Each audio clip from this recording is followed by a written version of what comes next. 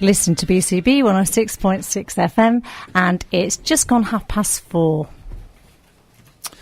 Okay, it's the Brazil World Cup. I don't know if anybody's noticed that. I think one or two Even people I've may have heard about noticed that. it a few weeks ago when England just about qualified comfortably, against Poland. So all eyes will be on Brazil, summer 2014. And we've got some people with Brazilian links touring the country at the moment. Well, certainly in Yorkshire currently, and they're looking to play some football matches. And encourage local businesses to come to the matches and maybe get some promotion. And this is a project called Made in Brazil. And I'm very pleased to say that we can mention that we can introduce Fabio Denison, Ambassador of Brazilian Culture and Development in Leeds. Fantastic. That's Welcome, right. Fabio. Do you want to come a little bit nearer to the microphone? Yeah, sure. And Project Assistant for Made in Brazil, Andy. Good afternoon. Good afternoon. So, Fabio, tell us about the team. What's the team and who plays for it? Yeah, I started organizing this team for at least 8 years. But now, this year, because of the World Cup being in Brazil, we got together with the inner city and my friend Andy now, which is the project's assistant manager. We decided to do something about it and get communities involved. And now we've been searching for players, so we started with local players here. Now we're having players coming from as far as London and Birmingham, Manchester and other places. So we're trying to improve the team every time. How do you qualify to be in the team? Do you have to be Brazilian?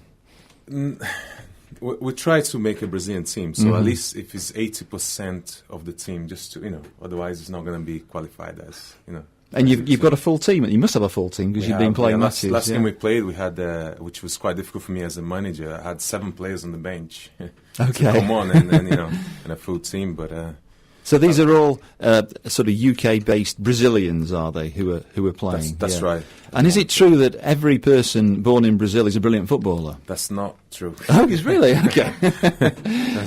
I can tell you that everybody thinks of that, but like I said, I've been searching for a long time now to get the players. Yeah. And we had to go. Andy knows this because we've been searching for players since the beginning of the year, and just now we finally managed to get through some really good players that play in different leagues in the UK. So okay, I'll bring in Andy. What's the purpose of the Made in Brazil project? Okay, the purpose has taken a little bit more of a new direction now, because as we're heading into the final preparation stage of the FIFA World Cup in 2014, there's been a lot of media attention surrounding some of the corruption and also some of the overspending that's disproportionate towards the FIFA World Cup being hosted in Brazil. We know that some of the sums being spent around some of the stadia, which goes into around £8.5 billion, which dwarfs any of the FIFA World Cups that have been hosted before in the history of the tournament. This is being spent in the context of a very, very underdeveloped country where you've got 15.5 million people living in slums, basically. You've got people being brought into hospitals, having to lay down on the floor. You've got children going to school with no school lunches. And it's a case of the project is here to kind of inform people as we're going along, playing international matches. Obviously, we want to try and highlight some of the excitement surrounding sort of this amazing, sport's biggest tournament, but also just trying to make people aware about the context in which this is happening. And there's obviously a lot of uproar at the moment in Brazil. There's been some protests, major ones as well. And it's a case that we want the people to also play an active part in trying to respond, because we're linked in with some UK-registered charities that are operating in Brazil, in the favela communities, and these are places which got entrenched issues with child prostitution, drug use, gang warfare, and high unemployment. So we want to try and draw to the attention of the public both the positive and the negative elements around the World Cup. Okay, that's very interesting. And as you say, things have developed, and maybe some of our listeners would have watched the Federation Cup in the summer, and there was a lot of stuff in the English media around local people protesting. Would you say that there is an active groups of people in Brazil who would actually like to sabotage the World Cup even at this late stage? Is that putting it a bit strong, maybe?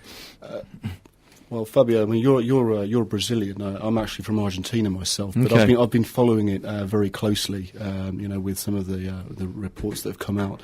I don't know about sabotage it, but obviously it's leaving a sour taste in people's mouths. You've got these favelas or these slums surrounding some of these mega stadiums.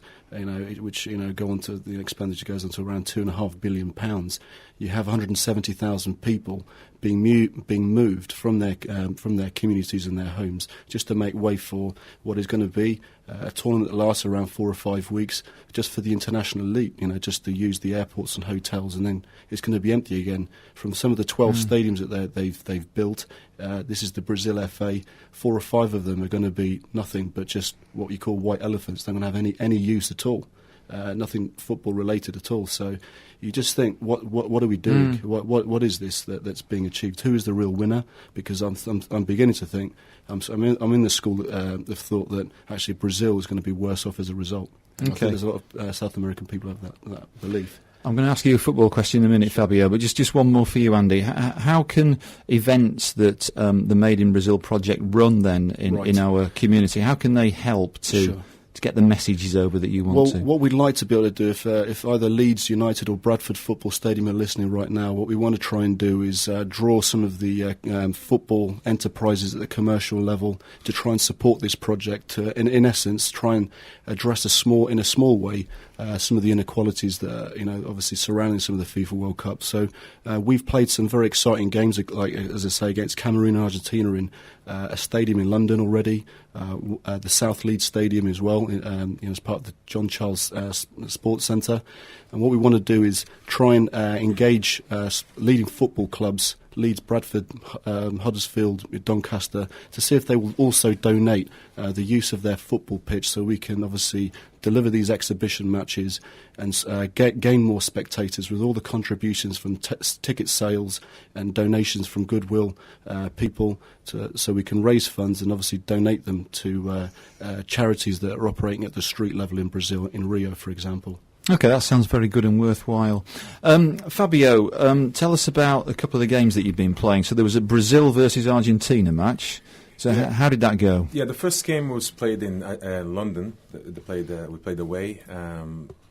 That game it was a test with the new players that we actually recruited in London.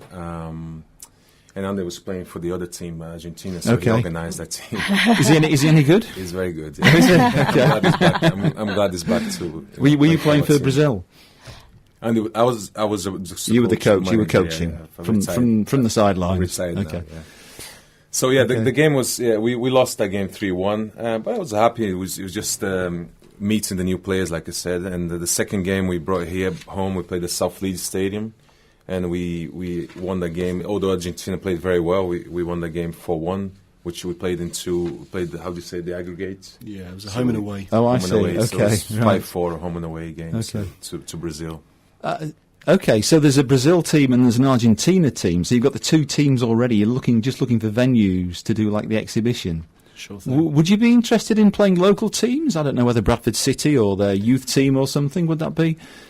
Kind of, yeah, there's a bit of Absolutely, yeah. Absolutely, yeah. The team, I've got to say, and it's down to Fabio's leadership and recruitment, some of the style of football, that particularly in that last match, it was it's improving all the time. The quality of the players that are coming in are very exciting. You've got certain Brazilian players that are pushing for professional contracts, just to give some indication to the quality of the team. And yeah, we'd be delighted to at any level. Play some very competitive, if not professional teams. Yeah, okay. So it sounds like you're wanting to talk to professional or maybe semi-professional clubs in the West Yorkshire area and just have a conversation about organising a football match. Absolutely. And promoting some good aspects of work that's going on in Brazil. That sounds all very worthwhile, doesn't it? Right. Guiseley, Bradford Park Avenue, are you listening? Never mind Bradford City or Leeds United. Yeah, good. Okay, so the British media have kind of written off England as contenders for the 2014 World Cup. What do you think to that?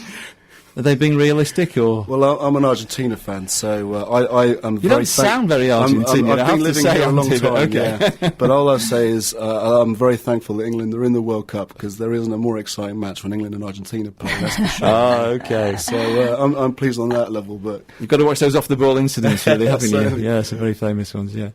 So you haven't really answered the question there. So have England got a chance? In my view, no. Okay, that's sorry, but you know. Yeah, you can never count England out. You know, I mean, I was born in Brazil, but my father's English, and you know, apart from when Brazil plays England, I always support England. So you've got to say that on radio in Bradford, haven't you? We'll believe you. Yeah.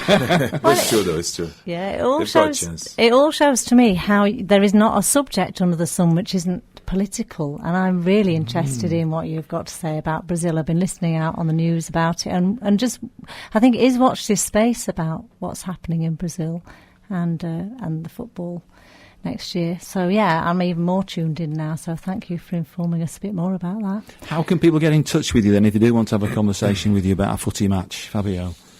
Yeah, can I give my number? Go ahead, yeah. My number is 0788 656 6901. But also we have a group on the Facebook, which Andy probably knows better. It's called the Made in Brazil Project, with Made in Brazil with inverted commas. And if anyone wants to contact me on a football, you know, kind of commercial level, my contact number is 07549 544 739. And you're looking for sponsors as well? Yeah, so local companies that are interested well, actually, in you say promotion. that, well, I'm going to London on Saturday to meet with a cultural media organisation that's Brazilian, that's got a finger in all of the Brazilian companies' pies, if you like. And so, yeah, we're going to try and attract some London-based Brazilian sponsorship as well. Okay. Do you have any matches scheduled already? Yes, we do. We have a match scheduled for the 1st of December at South Leeds Stadium, right, Andy? Well, it's unconfirmed yet. It's unconfirmed yet, but it's, 1st of December. So you can find all this information on the Facebook group. If you go to. If you want an ageing left back, if you're short of an ageing left back, I'm not very Brazilian, but... And he's not very good either, but never mind. How do you? Guys, it's been great to have you here, and we wish you well. Sounds like a really interesting project. And, we wish a very successful World Cup in 2014, but we're realistic, aren't we? Good luck to England as well. Just thank because indeed, thank you very England's much, probably not going to get in it, so we're going to have to play the song instead. Some of the crowd are on the pitch.